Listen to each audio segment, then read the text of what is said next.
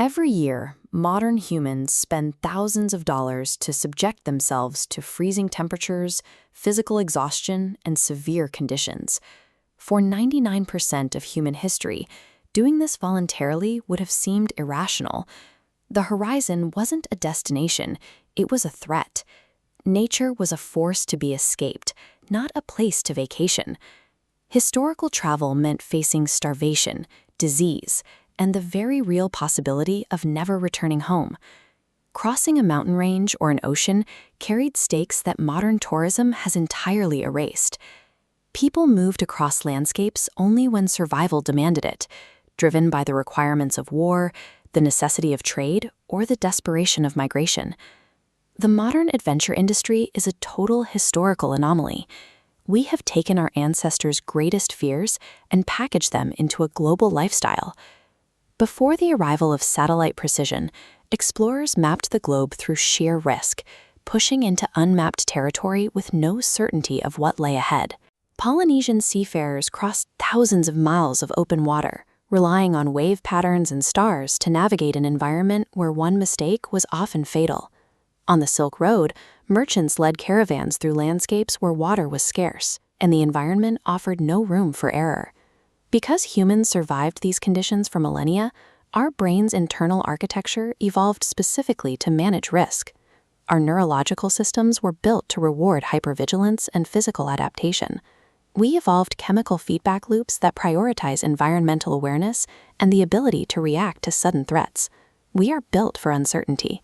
Navigating the unknown isn't just a historical footnote. It's the primary function our brains were designed to perform. Industrialization changed the map. With the arrival of railways and steamships, the physical danger that once defined travel began to evaporate.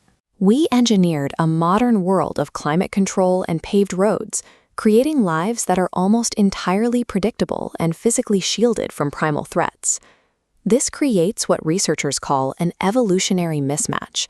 We have an ancient, threat-detecting brain running on hardware that was never meant for such a sterile, controlled environment. Without immediate physical challenges to solve, this system begins to malfunction, resulting in a modern baseline defined by chronic anxiety and a sense of emotional detachment. When lightweight outdoor gear became available after World War II, it gave ordinary people the tools to re-enter the wild on their own terms. By the 1970s, young travelers traded city comfort for remote trails and dusty buses, a collective shift to artificially recreate the risk our biology still craves. Why does an exhausting mountain trek feel more authentic than a week at a comfortable resort? In an unpredictable environment, the brain's dopamine system engages differently.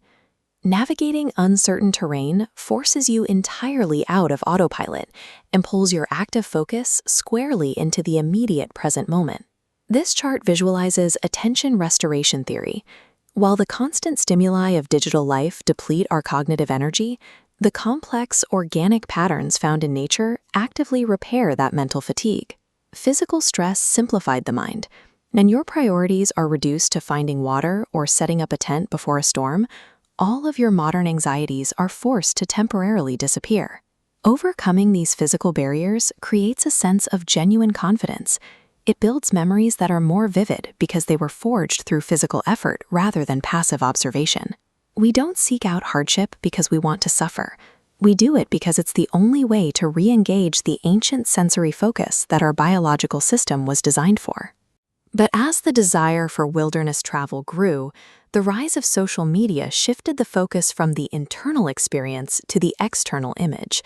Extreme environments were quickly converted into visual status symbols. What started as a personal search for raw experiences became a performance for a digital audience. This created a new tension. Places like Mount Everest, once valued for their isolation, are now overcrowded and threatened by the scale of commercialized tourism. It raises a difficult question. When we step into the wilderness today, are we connecting with the land or just capturing content for our followers? Despite the noise of the digital age, the core instinct that drives us toward the horizon remains unchanged.